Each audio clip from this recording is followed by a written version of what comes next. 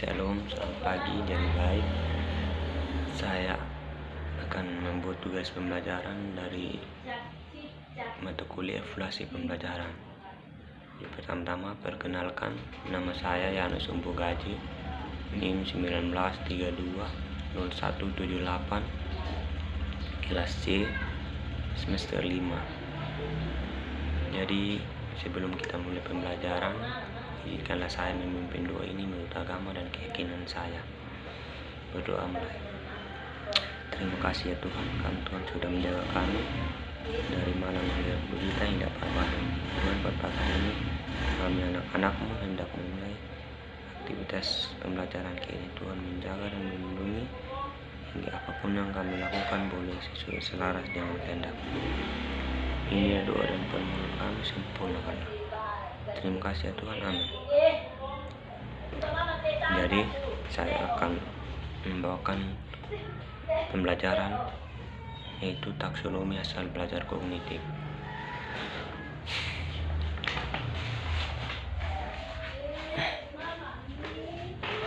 Pengertian taksonomi. Istilah taksonomi berasal dari bahasa Yunani yang terdiri atas dua kata, taksis yang berarti pengaturan dan nomos yang berarti ilmu pengetahuan. Kata juga merujuk pada struktur hierarki yang dibangun dalam suatu klasifikasi. Jadi, taksonomi adalah ilmu yang mempelajari tentang pengaturan klasifikasi.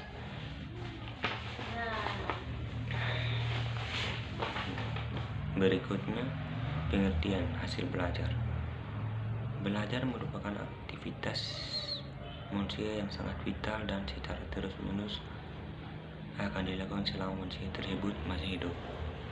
Artinya, belajar ini akan terus berjalan selama manusia itu hidup dan selama dia mau untuk belajar, selagi dia mau untuk berusaha. Dan belajar ini sering terjadi dan dalam kehidupan manusia selama dia masih hidup. Jadi berikutnya itu taksonomi hasil belajar kognitif. Ranah kognitif. Ranah kognitif merupakan segi kemampuan yang berkaitan dengan aspek-aspek pengetahuan, penalaran, dan pikiran. Artinya, ranah kognitif ini berbicara tentang dengan aspek pengetahuan, penalaran, atau pikiran seseorang. Dan ada salah satu ahli yang membagi ranah kognitif itu dalam 6 tingkat, yaitu Bloom membagi ranah kognitif itu dalam 6, yaitu yang pertama pengetahuan. Pengetahuan mencakup ingatan akan hal-hal yang pernah dipelajari dan disimpan dalam ingatan. Pengetahuan yang disimpan dalam ingatan digali pada saat dibutuhkan melalui bentuk ingatan, mengingat atau mengenal kembali. Kemampuan untuk mengenali dan mengingat peristiwa, definisi atau fakta, gagasan, pola, urutan, metodologi, prinsip dasar, dan sebagainya. Artinya, pengetahuan ini yang disimpan dalam ingatan dan akan digali kembali saat kita membutuhkan. Contohnya, dalam proses pembelajaran kita mendapatkan materinya semua dan kita simpan dalam pikiran kita. Dan di saat kita membutuhkan, saat kita ujian, kita mengingat kembali apa yang materi yang telah kita dapatkan atau apa yang dosen berikan, kita mengingat kembali. Dan saat kita butuhkan itu kita gunakan. Dan kita mendefinisikan itu fakta-faktanya, gagasannya, pola, urutannya. Kita sesuaikan semua sesuai yang kita dapatkan. Yang berikutnya itu pemahaman. Di tingkat ini Seseorang memiliki kemampuan menangkap makna dan arti tentang hal yang dipelajari. Adanya kemampuan dalam menguraikan isi pokok bacaan, mengubah data yang disajikan dalam bentuk tertentu di bentuk lain. Kemampuan ini setingkat lebih tinggi daripada kemampuan. Artinya kemampuan ini adalah kelebihan seseorang menangkap sesuatu yang diberikan oleh dosen. Contohnya, dosen menjelaskan, kita menangkap yang kita cepat memahami apa yang dosen menjelaskan. Itu disebut kemampuan, dan kita bisa dapat menguraikan yang dosen berikan itu secara beruntun, secara benar. Artinya kemampuan kita itu betul-betul bagus begitu. Berikutnya, penerapan. Kemampuan untuk menerapkan kemampuan untuk menerapkan suatu kaidah atau metode untuk menghadapi suatu kasus atau problem yang konkret atau nyata dan baru. Kemampuan artinya penerapan, kita mampu menerapkan kemampuan kita tadi yang kita dapatkan ke suatu metode untuk menghadapi suatu. Contohnya, kita menghadapi ujian, kita terapkan tadi ini kemampuan yang kita, pengetahuan yang kita dapatkan gitu. Kemampuan untuk menerapkan gagasan, prosedur, metode, rumusan teori, dan sebagainya. Berikutnya, analisis.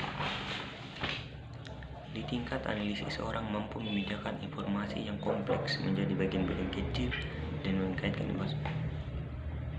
Analisis, seseorang mampu menganalisis sebuah informasi dengan baik dan benar menjadi bagian-bagian kecil yang mengaitkan informasi dengan informasi lainnya.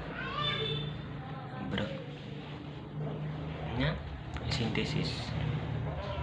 Kemampuan untuk membentuk suatu kesatuan atau pola baru bagian-bagian berhubungan satu sama lain. Kemampuan mengenali data atau informasi yang didapat untuk menghasilkan solusi yang dibutuhkan. Artinya dia mempunyai kemampuan mengenali data atau informasi untuk menghasilkan solusi. Itu disebut sintesis. Yang berikutnya, evaluasi. Kemampuan untuk memberikan penilaian terhadap suatu materi. Kemampuan untuk memberikan suatu penilaian terhadap suatu materi pembelajaran, argumen yang berkenan dengan suatu yang diketahui, dipahami, dilakukan, dianalisa, dan dihasilkan. Faktor-faktor yang mempengaruhi belajar. Ini ada dua faktor internal dan faktor eksternal. Faktor internal merupakan faktor yang bersumber dari dalam diri peserta didik. Artinya faktor internal ini dari diri, tanpa dukungan orang lain, tanpa suruhan orang lain. Niat dan tekad kita itu untuk mau belajar, mau berusaha, tanpa disuruh atau diperintah. Itu disebut yang dari diri kita. Kita termotivasi untuk belajar, ketekunan, sikap, kebiasaan belajar, serta kondisi fisik dan kesehatan kita. Faktor internal merupakan faktor yang berasal dari luar diri peserta didik yang mempengaruhi hasil belajar. Itu keluarga, sekolah, yaitu lingkungan kita, tempat-tempat kita ya berada, tempat orang-orang di sekitar kita yang mendorong kita. Itu disebut faktor eksternal yang berarti dari luar. Berikutnya, kesimpulan. Belajar merupakan aktivitas manusia yang sangat vital dan secara terus-menerus akan dilakukan selama manusia masih hidup. Manusia tidak mau hidup sebab manusia tidak dididik atau belajar oleh manusia lain. Artinya kita tidak mampu hidup kalau kita tidak mau dididik. atau diajak oleh manusia lain. Mungkin itu saja video dari pembelajaran saya. Sekian dan terima kasih.